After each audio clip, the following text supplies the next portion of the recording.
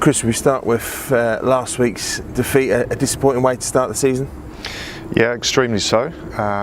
The performance definitely wasn't what we were looking for, and certain aspects of it really did hurt us, and to be honest, most of it was our own doing.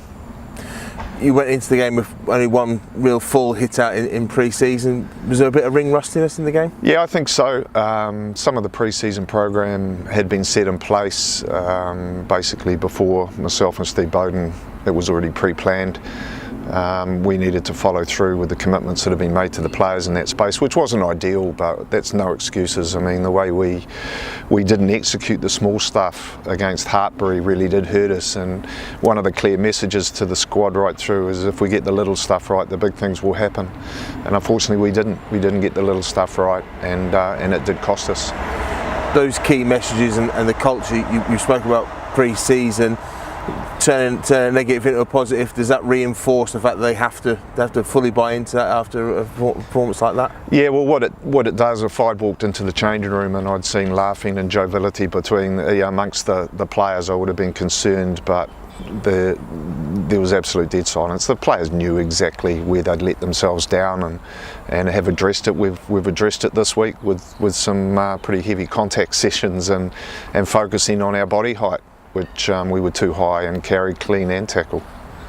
And presumably things like that are a thing that actually grows as the season goes. Once you're in the heat of battle week to week, you get that sort of thing right? We've been putting a lot of emphasis in pre-season on new attack structures and defence structures, so in other words where we need to be at certain times in the field and in our positions, and really, because we've emphasised that so much and we need that in place, now the emphasis goes back to the detail that has to happen before that, and that's effective carry, it's effective clean, and it's effective tackle and good body height and work on the ground and the physicality when the physical collisions. And that was game one. Presumably it's important not to throw the baby out with the bathwater. Well, game one, game two, game three, they're just all steps towards what we're trying to achieve, and like I keep harping on to the management and the players here that what we're looking at is something long term, and we're building towards that. And if we let one poor performance throw us off track, we'll never get to where we need to be. And there'll be ups and downs. As long as we're continuing to move positively in the right direction through the peaks and troughs, we'll be fine. This week up at the stadium there was a sponsors and partners day where the squad got to meet the board members and sponsors of the club, and did that give everyone a boost, the fact that the belief is still there? Yeah, absolutely, and the clear message coming from the board and the sponsors and investors and supporters is that they're behind us. So we've got a long way to go, but it's going to be exciting to try and get there.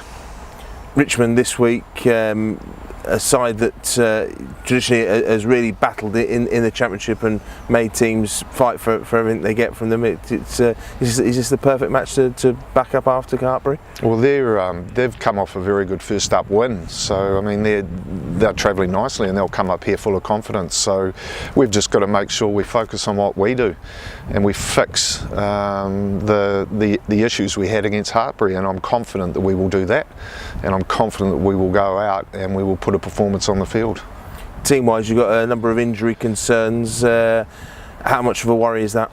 Well, it is. It's always a worry. It's part of the game, though, and we at the moment we've probably got 3 or 4 players bracketed because of a pretty physical, tough match against Hartpury, and then this season, this week as well too, in the build-up, we've gone pretty hard on them, but we need to bring some physicality to our training sessions. So it'll unfold. We haven't got a lot of depth in the squad at the moment, but we'll be okay. Will Britton's come in on dual registration from Bath. How pleased to have him on board? Oh, huge, huge. And I think Will feature in some capacity on Sunday. Whether it's in the starting 15 or off the bench, he will definitely be involved. And we'll look forward to seeing him in action. That's another recruit, follows on from Dan Moore and Charlie Gibbons coming in last week. Have the board given an indication that we can continue to strengthen the squad? Yeah, for sure. Yeah, there was a fairly long meeting Tuesday afternoon with the shareholders, investors, and the consensus there was very positive.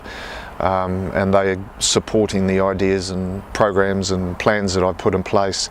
It's going to get signed off by the board hopefully in the near future, and then away we go, and we will see the squad strengthen throughout this season, building towards the 19-20 season as well too. The opening weekend of the season last weekend, we've already seen 2 coaching changes, one in the Premiership, one here in the Championship. As an experienced member of the coaching fraternity, does it surprise you? Well, I think it does, and I think, you know, like obviously there's reasons behind it that we probably don't fully understand, but it seems a bit rash to me. I mean, 1 game into a season, crikey, yeah, I'm unsure where the thought processes are behind that, but you know.